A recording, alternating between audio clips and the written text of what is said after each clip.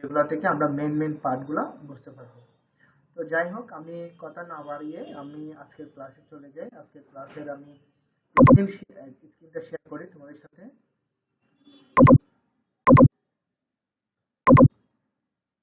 আমাকে দুইটা বিষয় একটু শেয়ার করো তোমরা, যে স্ক্রিন দেখা যাচ্ছে কিনা এবং আমার কথা শোনা যাচ্ছে কিনা। এই দুইটা বিষয় আমাকে একটু বললে হবে।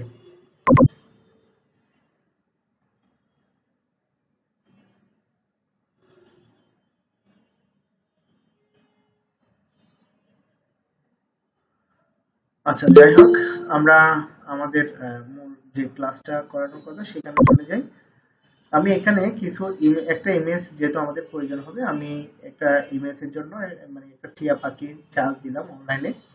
অনেকগুলো টিয়া পাখি দেখাচ্ছে। তো এখান থেকে আমরা যে কোনো একটা ইমেজ নিব, তার আগে আমি এদিকে ফটোশপটাকে একটু রান করে ফেলি। স্টার্ট বাটনে গিয়ে আমাদের ফটোশপ যে সফটওয়্যারটা আছে এটা রান করব। এরপর আমরা এখান থেকে একটা জেপিজি ইমেজ বাছাই করি, যে ইমেজটা নিয়ে আমরা কাজ করব। তো আজকে আমরা কাজ করব বিশেষ করে স্মার্ট অবজেক্ট নিয়ে। স্মার্ট অবজেক্ট কি সেই বিষয়টা আমরা আগে থেকে জেনেছিলাম।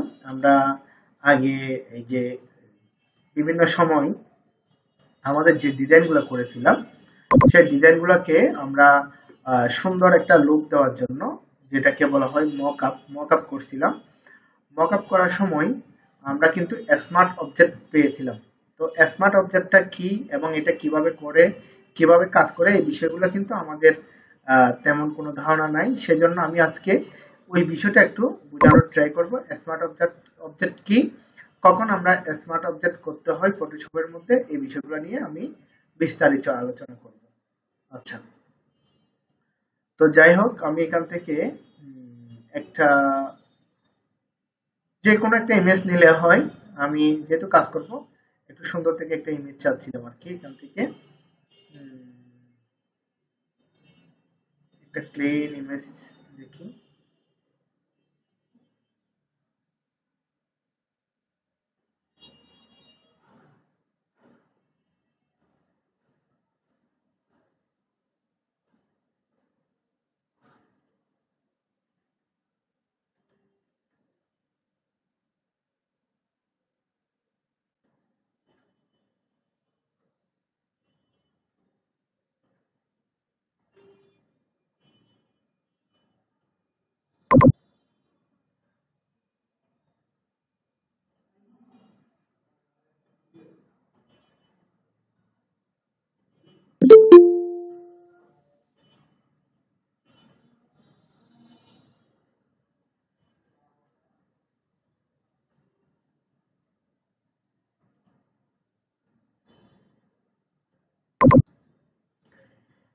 আচ্ছা, আমরা এই পাখিটার ইমেজটা নিয়ে আমরা এখান থেকে এটাকে রাইট বাটন ক্লিক করে সেভ ইমেজেস এখানে ক্লিক করলাম। আমরা দেখি এটা জেপিজি ফাইল কিনা। আর এটা জেপিজি ফাইল না, আমরা এটা নিচ্ছি না। যেহেতু এটা জেপিজি না, আমরা একটা জেপিজি ইমেজ নিব। এটা দেখি এটা জেপিজি কিনা। সেভ ইমেজেস আমরা যখন এখানে ক্লিক করি, আমাদের ফাইল ফরম্যাটটা এখানে দেখায়, এটা হচ্ছে জেপিজি। আচ্ছা, আমি আমার ডেস্কটপের মধ্যে এটাকে সেভ করি। ডেস্কটপের মধ্যে এটাকে সেভ করে নিলাম। যাই হোক, আমি এই পাখিটাকে সেভ করছি। দেন এখন যে কাজটা করব, আমি এটাকে একটু মিনিমাইজ করে নিচ্ছি। মিনিমাইজ করে নেওয়ার পর আমি এটাকে এই পাশে নিয়ে আসি, যে পাশে রাখি। তারপর আমি ফটোশপটা ওপেন করি। ফটোশপের মধ্যে আমরা আমরা ইমেজ আমরা এই যে ইমেজটাকে চাইলে, যেটা আমরা এখন ডাউনলোড করছি, সেটাকে এখানে নিয়ে আসতে পারি। এই যে ফটো, এই যে মানে এই ইমেজটা। আচ্ছা, কোনো কারণে কি বলতেছে, could not complete the request because it is not the right king of the document। আচ্ছা, একটা কাজ করি, আমরা যদি ডকুমেন্টটা এভাবে না আসে, আমরা এটাকে একটু এডিট করি রাইট বাটন ক্লিক করে। অনেক সময় তোমাদের অনেকগুলো ইমেজ ইয়েতে এই অ্যাডোব ইলাস্ট্রেটর, অ্যাডোব ফটোশপে যায় না, তখন আমরা এটাকে চাইলে এডিট করে, যে আমাদের যে কম্পিউটারের মধ্যে ডিফল্ট যে এডিটর আছে, আমরা এডিট উইথ পেইন্ট এখানে আমরা ক্লিক করি, দেখি এখান থেকে এটা করার পরে আসে কিনা। বিশেষ করে এটা যদি এভাবে না হয় আমরা ফটোশপে কিন্তু এভাবে করতে পারি। এরপর আমরা কিছু করবো না, জাস্ট এখানে সেভ বাটনে ক্লিক করব। সেভ বাটনে ক্লিক করার পরে যাই কিনা আমরা এখন দেখবো যে ফটোশপে যাচ্ছে কিনা, এটা কাজ করে কিনা। অনেক সময় অনেকগুলো লিঙ্কেড থাকার কারণে এরকম কাজ হয় না, বা এটা তারপরেও কাজ হচ্ছে না। আচ্ছা, একটা কাজ করি, এইভাবে না হলে আমরা ছবিটাকে প্রথমে কি করলাম, স্ক্রিনে নিলাম। আচ্ছা, এটা তো খুবই কম রেজুলেশন, আমরা একটা ছবি দেখি, যেহেতু এখানে যাই, একটা ভালো রেজুলেশনের মধ্যে একটা ছবি পাই কিনা দেখি, ডিজাইন মানে কাজটা যাতে করে প্রপারলি আমরা বুঝতে পারি এটার জন্য। হ্যাঁ,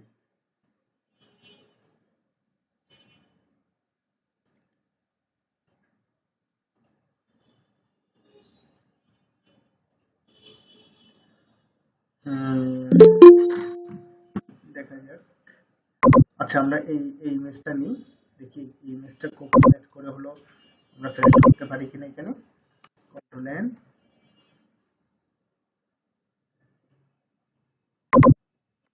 কন্ট্রোল ভি,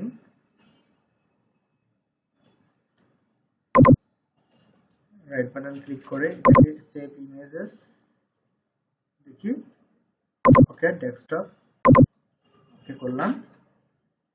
এবার আমরা ডেস্কটপ থেকে এই ছবিটাকে ফটোশপে নিয়ে যাই, এখান থেকে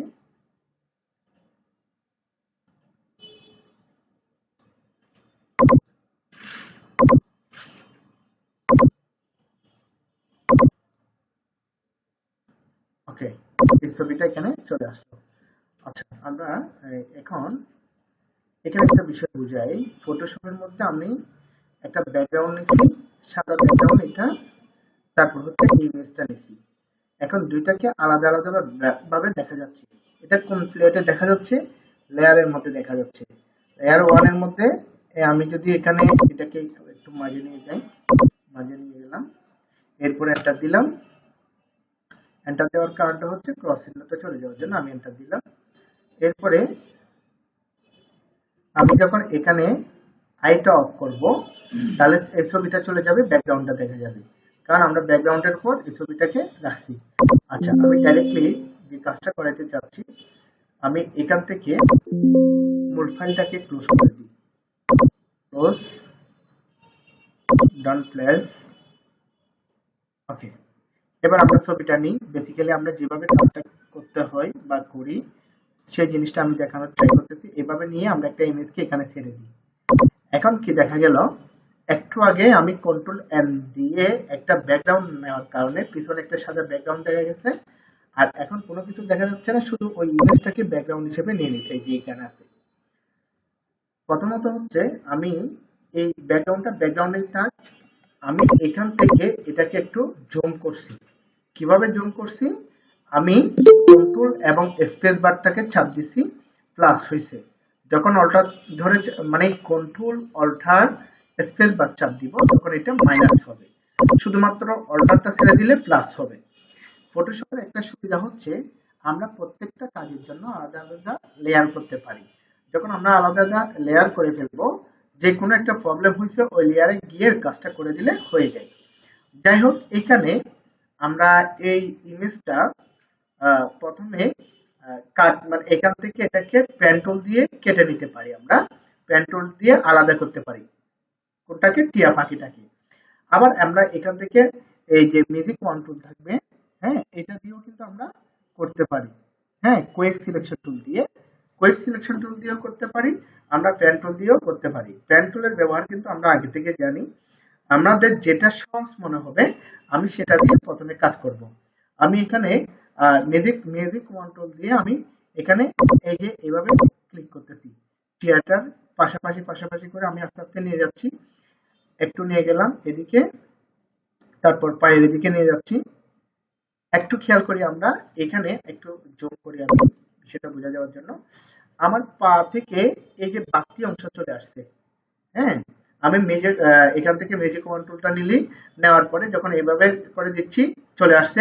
আবার আমি যদি একটু উপরে যাই, মানে স্পেস চাপ দিচ্ছি, হ্যান্ড টুলটা আসছে এই যে এখানে টিয়া পাখির ঠোঁটটার থেকে বাইরে কিছু বের হয়ে গেছে, আমি এখানে নিলাম। এখন হচ্ছে আমি যদি এতটুকু যদি নিয়ে নিই তাহলে দেখা যাবে এইখান থেকে এই অংশটা বাড়তি দেখা যাচ্ছে। তাহলে এটা মাইনাস করার জন্য আমরা অল্টার ক্লিক করছি, অল্টার ক্লিক করার পরে মাইনাস হয়ে যাচ্ছে, অল্টার ক্লিক করার পরে মাইনাস হয়ে যাচ্ছে, এটাকেও মাইনাস করলাম। কিন্তু এখানে দেখা যাচ্ছে কি আমাকে আরেকটু প্লাস করতে হবে। এই যে এই বরাবর করে একটু প্লাস করে নিলাম, আবার এদিকে একটু মাইনাস করতে হবে, মাইনাস আবার বেশি মাইনাস হয়ে গেছে। বিষয়টা হচ্ছে আমি এই জিনিসটা দেখানোর মূল ফ্যাক্ট না, তারপরেও যেহেতু একটা কাজ করতেছি এখানে যেহেতু ভুলটা হয়ে যাচ্ছে সেটা দেখিয়ে দিলাম। আচ্ছা, তাহলে এবার আমরা পায়ের এই জায়গায় বাড়তি অংশ যেটা দেখা যাচ্ছে বাড়তি অংশটাকে মাইনাস করে দিব। আমরা এখান থেকে অল্টার ক্লিক করলাম, এখান থেকে অল্টার ক্লিক করলাম, এই যে পা বরাবর চলে যাচ্ছে টিয়া পাখি, আমরা মাইনাস করে করে অতটুকু নিয়ে গেলাম। আচ্ছা, এবার আমরা এদিক থেকে মাইনাস করি, এখানে মাইনাস করলাম। ওকে, এই পায়ের অংশটা কিন্তু এখানে কেটে যাচ্ছে। আচ্ছা, যাই হোক, আমরা তারপরেও এই যেহেতু আমাদের এই মূল মূল বিষয়টা হচ্ছে এটা কাটা, সেটা না, সেজন্য আমি ওটাকে বেশি প্রাধান্য দিচ্ছি না, পরের স্টেপে চলে যাচ্ছি আমি। এরপরে আমরা এখান থেকে এটাকে এই যে পুরোটাই ধরে গেছে, আমি কন্ট্রোল জেড দিলাম, এরপরে আমি অল্টার ক্লিক করে এটাকে একটু দিকে নিয়ে যাচ্ছি, পা বরাবর এগুলোকে মাইনাস করে দিচ্ছি, এগুলোকে যেগুলো আমার পার্ট না, আমার হচ্ছে পা পর্যন্ত যাবে, এখানে পা পর্যন্ত নিয়ে যাচ্ছি। যখন ইমেজ একদম ক্লিন ইমেজ থাকবে, মানে ছোটখাটো একটা ইমেজ নিয়ে কাজ করবো, তখন কিন্তু এত ঝামেলা করতে হবে না, ঠিক আছে? আমি একটু মানে এটা ওই ইমেজ ওইরকম যেহেতু পাচ্ছি না, এই ইমেজটা নিয়ে নিলাম। আচ্ছা, এরপরে আমার এই পা পর্যন্ত আসলো, আসার পরে আমি এবার এই অংশটাকে কি করব, কাজ করব। এবার এখানে ক্লিক করছি, প্লাস, এখানে প্লাস করলাম। এবার আমি একটু স্পেস, অনেক সময় স্পেস বারটা কাজ করতেছে না, আমি হ্যান্ড টুলে ক্লিক করে এদিকে নিয়ে আসলাম, এদিকে বাড়তি কিছু অংশ চলে আসছে। আমি আবার ম্যাজিক কন্ট্রোলে ক্লিক করে, সরি, এই যে এটা হচ্ছে,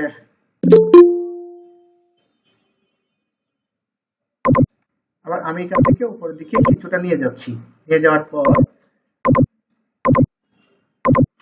আমার যতটুকু প্রয়োজন আমি এখান থেকে ততটুকু সিলেক্ট করে নিচ্ছি। বাকি যে সিলেক্ট গুলো হচ্ছে সেগুলো আমি ডিসিলেক্ট করতেছি না আপাতত, কারণ ডিসিলেক্ট করতে গেলে আমার সময় চলে যাচ্ছে, মূল কাজটা কিন্তু আমার ডিসিলেক্ট করে এটাকে দেখানো না, কারণ এটা কিভাবে করতে হয় কিন্তু আমরা দেখাবো।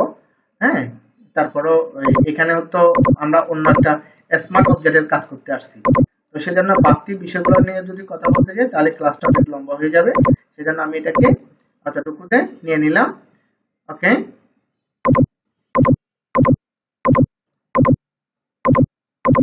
কাজ করে নিলাম।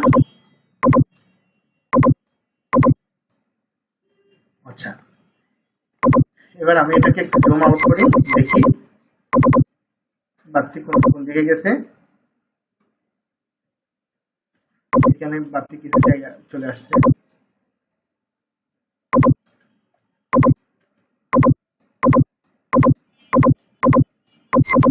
এটাকে আমরা এদিকে নিয়ে যাই মাইনাস করে। ওকে, আচ্ছা, অনেক সময় আমার হ্যান্ড টুলটা কাজ করতেছে না, এটার কারণে কিন্তু বাড়তি সিলেক্ট হয়ে যাচ্ছে। যাই হোক,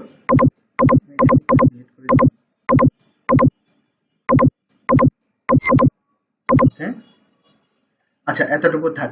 তাহলে আমি টোটাল টিয়া পাখিটাকে কি করলাম, সিলেক্ট করলাম। এবার আমি কন্ট্রোল জে দিলাম, কন্ট্রোল জে দেওয়ার পরে এখানে একটা লেয়ার হয়ে গেছে। এখন আমি যদি সিলেকশন টুল দিয়ে এটাকে আলাদা করি, টিয়া পাখিটা এখান থেকে আলাদা হচ্ছে, তাহলে এখানে একটা মানে কিছু বিষয় চলে আসছে। এখানে আমি যদি স্মুথলি কাজ করতে যাইতাম তাহলে এটা আসতো না। আচ্ছা, তাহলে আমি এখানে একটু খেয়াল করো, আমি ব্যাকগ্রাউন্ডের উপর নাই, এই যে লেয়ার ওয়ান এর মধ্যে ক্লিক করে কিন্তু আমি এটাকে আলাদাভাবে করছি। এখন আমি এটাকে যদি কন্ট্রোল জে দিই, আরেকটা লেয়ার হবে, আরেকটা পাখি হয়ে যাবে। আমি যদি আবার মানে এবার কন্ট্রোল টি দিলাম, টি দেওয়ার পরে এটাকে ছোট করতেছি, এটাকে ছোট করলাম। আবার এটার উপর আমি লেয়ার ওয়ানে গেলাম, এখানে এটাকে এন্টার দিলাম, এরপরে লেয়ার ওয়ানে গিয়ে এটাকে স্মার্ট অবজেক্ট করে দিই। প্রথমে এরকম আমরা একটা যে অবজেক্টটা নিয়ে আমরা কাজ করব, ওই অবজেক্টটা কেন আমি স্মার্ট অবজেক্ট করতেছি সে বিষয়টা বলবো। প্রথমে আমি যেহেতু এটা নিয়ে কাজ করব, আমি এই লেয়ারটার মধ্যে আমি এখানে একটা বিষয় দেখাই, এগুলা এই দুইটা লেয়ার কিন্তু আলাদা হয়ে গেছে। এই দুইটা টিয়া পাখি, উপরের টিয়া পাখি এবং নিচের টিয়া পাখিটা কিন্তু আলাদা, মাঝেরটা ছাড়া। আমি যদি ব্যাকগ্রাউন্ডে ক্লিক করি, ব্যাকগ্রাউন্ডের চোখটা অফ করে দিলাম, তার মানে ওই টিয়া পাখিটা চলে গেছে। মূল পাখি হচ্ছে এটা, এখান থেকে আমি এই দুইটাকে কিন্তু কি করছি, কেটে নিছি, ব্যাকগ্রাউন্ড থেকে আলাদা করছি। এখন এটা একটা ব্যাকগ্রাউন্ড, আবার এটা একটা ব্যাকগ্রাউন্ড। এখন আমি এটা প্রথমে যেটা কাটছি এটার উপর রাইট বাটন ক্লিক করে আমরা এখান থেকে কনভার্ট টু স্মার্ট অবজেক্ট এখানে ক্লিক করব। এখানে ক্লিক করার পরে এখানে এই যে স্মার্ট অবজেক্টের যে লোগোটা আছে এটা এখানে চলে আসছে। এখন আমি এখানে লেয়ারের মধ্যে লিখে দিব স্মার্ট অবজেক্ট, SMART অবজেক্ট।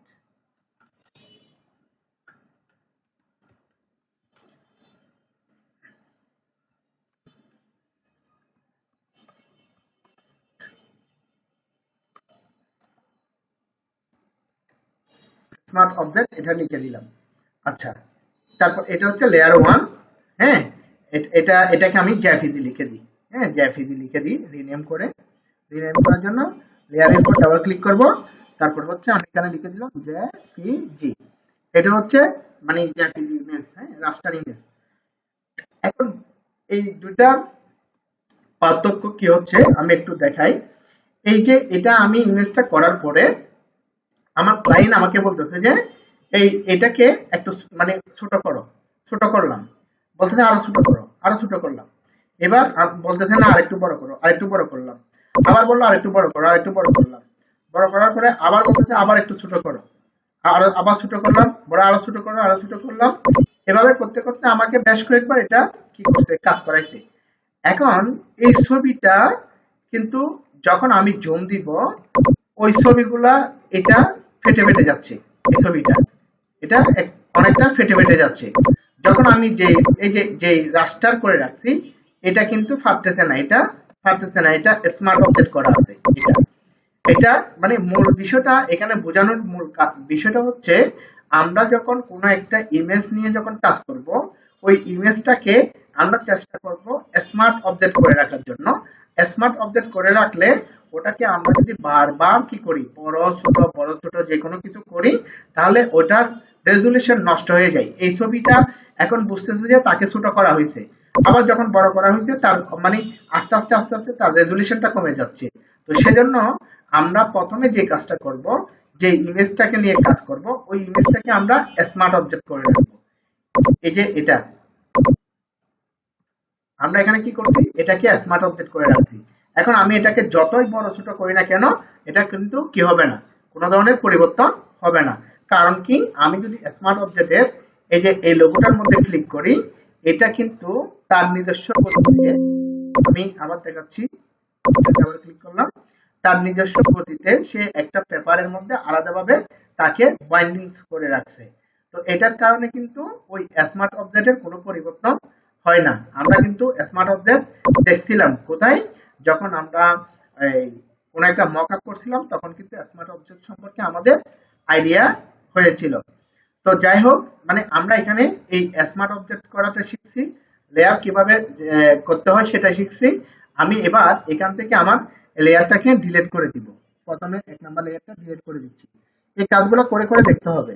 হ্যাঁ, এটা ডিলিট করে দিলাম, এরপরে এটাকেও ডিলিট করে দিচ্ছি, এটাকেও ডিলিট করে দিলাম। ওকে, এবার আমাদের শুধুমাত্র কি আছে, ব্যাকগ্রাউন্ড ইমেজটা আছে। এখন এটাতে আমরা পেন টুলের ব্যবহার শিখব, কিভাবে পেন টুল আমরা ব্যবহার করতে পারি। তাহলে পেন টুলের ব্যবহার করার জন্য হচ্ছে এখানে যে পেন টুলটা আছে, আমরা সেই পেন টুলে ক্লিক করব। এখানে পেন টুলে ক্লিক করার পর আমাদের যে কোনো একটা লোকেশন সিলেক্ট করতে হবে, কোন লোকেশন থেকে আমরা যাব। তাহলে আমি চাইলে ছবির একদম লাস্টে যেখানে আছে সেখান থেকে যেতে পারি। আমি এখান থেকে যাই, প্রথমে এখানে ক্লিক করলাম, তারপর এখানে ক্লিক করলাম, এবার এখানে ক্লিক করলাম। অবশ্যই আমরা যখন পেন টুল নিয়ে কাজ করব, ইমেজের একটু ভিতর সেট থাকার চেষ্টা করব, কোনো ধরনের বাইরের থেকে কোনো অংশ যাতে করে না আসে। এরপর আমি এখানে ক্লিক করছি, এখানে ক্লিক করছি। আচ্ছা, এবার এখানে ক্লিক করি, এবার এখানে ক্লিক করলাম, এখানে ক্লিক করলাম, এখানে ক্লিক করলাম। এখন কথা হচ্ছে এখানে তো ঘুরাইতে হবে, যে এই বিন্দুটার মধ্যে ঘুরাইতে হবে। তখন আমরা এখান থেকে ধরে এরকম করে একটু করে ঘুরাইলাম। ঘোরানোর পরে আমার যে অ্যাঙ্কর পয়েন্ট যেখানে আছে এখান থেকে বাকি একটা অংশ আসছে। আমি যদি এখানে যদি সোজা ক্লিক করি তাহলে এটা আমার কাজে লাগবে। যখন এখানে ঘুরাইতে যাব, এরকম করে ঘুরাইতে যাব, তখন আমার এরকম বাকি অংশ যদি থাকে, আমি এখানে এটা বোঝাই, আমি প্রথমে এখান থেকে এখানে সোজা নিব না, এখান থেকে একটু ঘুরাইতে হবে। ঘুরাইলে কিন্তু হচ্ছে না।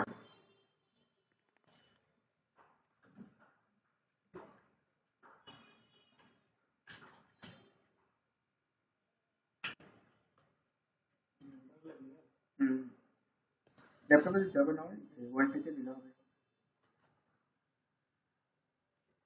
আমি আপাতত এটা ট্রাই করি।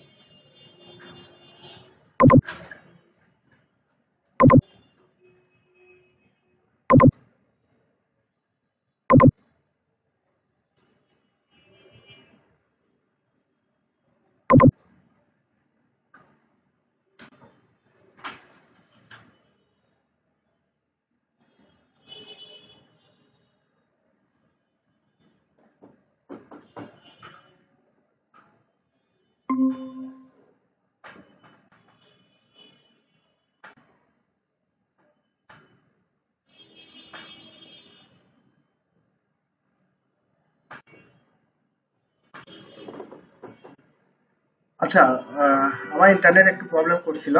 এখন কি শোনা যাচ্ছে? তোমরা সবাই কানেক্টেড আছো তো মনে হয়।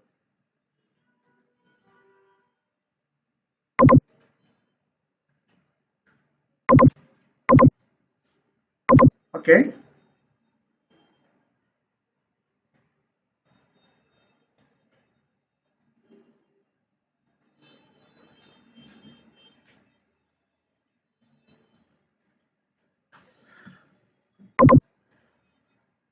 আচ্ছা,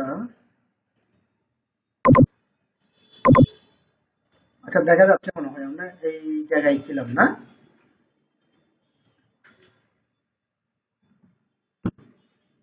আচ্ছা, যখন আমরা বাইরে কোথাও ক্লিক করে ফেলবো তখন কিন্তু আবার আমরা পেন টুলে ক্লিক করে যেখানে শেষ করছি সেখানে একটা ক্লিক করলে কিন্তু হয়ে যাবে। আমি এখানে একটু ব্যাকে গেলাম। তাহলে এই বাড়তি অংশটাকে আমাদের কি কি করতে হবে? কেটে ফেলতে হবে, কারণ বাড়তি অংশটা যদি আমরা কেটে না ফেলি তাহলে আমাদের এখানে ঘোরানো যাবে না। তাহলে কাটার জন্য আমরা ওই যেখান থেকে বাড়তি অংশ হয়েছে সেই বিন্দুর মধ্যে ক্লিক করে অল্টার ক্লিক করে মাইনাস সাইন করে দিব। মাইনাস সাইন করে দেওয়ার পরে আবার আমরা এদিকে ঘোরাচ্ছি ঘোরাচ্ছি, এভাবে করে আমরা ঘুরিয়ে ঘুরিয়ে নিব। তো আমি একটু স্পিডলি করতেছি, কারণ হচ্ছে যেহেতু সময়ের একটু ব্যাপার স্যাপার আছে। তো তোমরা করার সময় খুব ধীরে আস্তে এগুলাকে খুব সুন্দরভাবে করার জন্য ট্রাই করবা। আমি এদিকে নিয়ে যাচ্ছি, আমি একটু স্পিডলি করে ফেলি।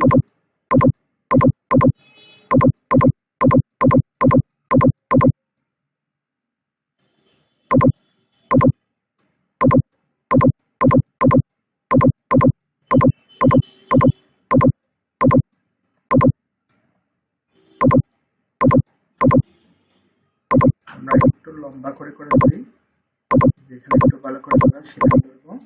তারপর হচ্ছে এখানে বৃত্তের মতো আমরা বাকি অংশটাকে ছেড়ে দিলাম। তারপর হচ্ছে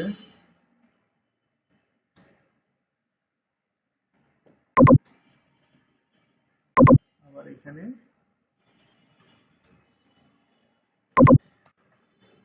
ওকে।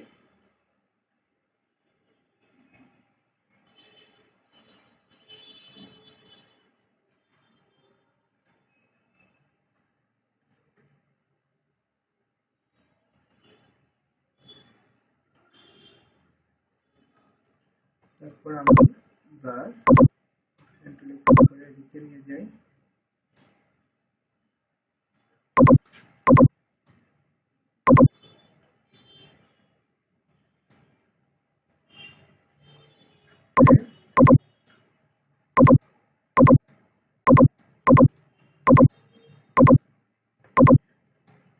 এবার এদিকে নিয়ে যাই।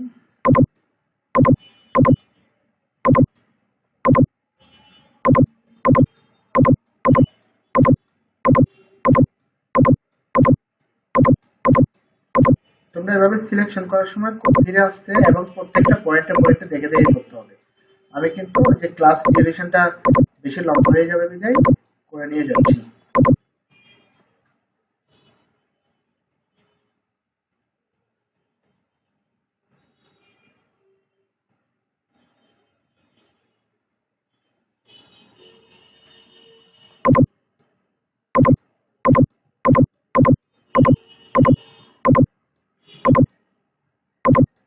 তো আমরা যে পয়েন্ট থেকে শুরু করছিলাম সেই পয়েন্টে এসে আমরা শেষ করব।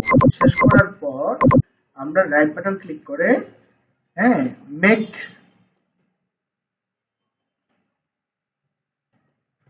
আচ্ছা আমরা এখানে শেষ করার পর আমরা অল্টার ক্লিক করে এন্টার দিব। কন্ট্রোল ক্লিক করে এন্টার। এরপরে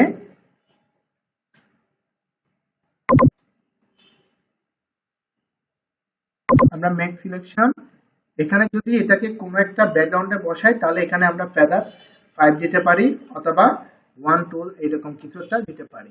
1 দিলাম, 1 দেওয়ার পরে ওকে। তাহলে এটা এবার হয়ে গেছে। এবার যদি আমি কন্ট্রোল জে দিই এটা আলাদা লেয়ার হয়ে যাবে। এবার আমি এটাকে মেন যে ব্যাকগ্রাউন্ডটা আছে এটাকে অফ করলাম। এটা আমরা এখন এতক্ষণ ধরে যেটাকে কাটছি সেটা হচ্ছে এটা। এরপরে আমি আবার এটাকে অন করে দিলাম। তারপর চাইলে আমরা এখান থেকে সিলেকশন টুল দিয়ে এটাকে আমরা আলাদা করতে পারি। এই যে এখন যেটা করছি সেটা। একটু আগে আমরা একটা কাটছিলাম কুইক সিলেকশন টুল দিয়ে, আর এখন যেটা কাটছি সেটা হচ্ছে আমরা এখন যেটা কাটছি সেটা হচ্ছে পেন টুল দিয়ে।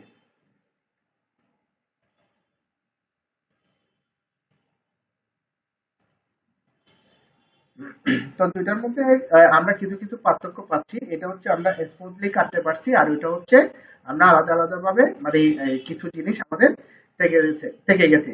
তো যাই হোক, আমরা আপাতত যে কাজটা করব সেটা হচ্ছে এরকম আমরা কিছু ইমেজকে বারবার কাটার জন্য ট্রাই করব, পেন টুলের ব্যবহার করব। তারপর হচ্ছে আমরা এখান থেকে এই যে কুইক সিলেকশন টুলটা ব্যবহার করব, এরপরে স্মার্ট অবজেক্টের ব্যবহার করব। দেন আমরা পরবর্তীতে এই যে স্মার্ট অবজেক্ট কিভাবে ব্যবহার করতে হয় এবং এই এই যে কাটা মানে কাটা যে বিষয়টা আছে এটার উপর আমরা আরো কিছু বিষয় দেখব। তো যাই হোক, আমরা এখন কন্ট্রোল টি দিলাম, এটাকে একটু ছোট করে নিই। তারপর এটাকে আমরা এখানে বসাইলাম। মনে হচ্ছে কি ওই মানে একটা ঢালের মধ্যে দুইটা পাখি বসা আছে। আমি এবার এন্টার দিলাম। শুধুমাত্র আমরা এটাকে এরকম এটার জন্য না, আমরা জেপিজি ফাইল করার জন্য, তারপর হচ্ছে সরি জেপিজি বলতেছি, আমরা ওই যে ফটোশপ দিয়ে বিভিন্ন সময় কি করতে হয় আমাদের A4 সাইজের কাজ করতে হয়, তারপর লিগাল সাইজের কাজ করতে হয়, তারপর হচ্ছে পাসপোর্ট সাইজের কাজ করতে হয়, স্ট্যাম্প সাইজের কাজ করতে হয়। তো সেজন্য আমাদের এখানে পেন টুলের ব্যবহারটা অনেক বেশি প্রয়োজন হয়। তো আজকে আমি তোমাদেরকে যে বিষয়টা দেখাইলাম সেটা হচ্ছে একটা হচ্ছে স্মার্ট অবজেক্ট, আর একটা হচ্ছে এই যে পেন টুলের ব্যবহার। এই দুইটার ব্যবহার তোমরা খুব সুন্দরভাবে করার ট্রাই করবো। আমি আজকে না হয় কালকে তোমাদের ক্লাসটা আপলোড দিয়ে দিব। ঠিক আছে সবাই, আজকে ক্লাসের ডিউরেশনটা আর তেমন বাড়াচ্ছি না, এতটুকুর মধ্যে থাক। আর দুইটা বিষয় তোমরা একটু ভালো করে করার ট্রাই করো। সবাই ভালো থাকবা। আজকের ক্লাস এতটুকুতে শেষ করতেছি। আসসালামু আলাইকুম রহমতুল্লাহ।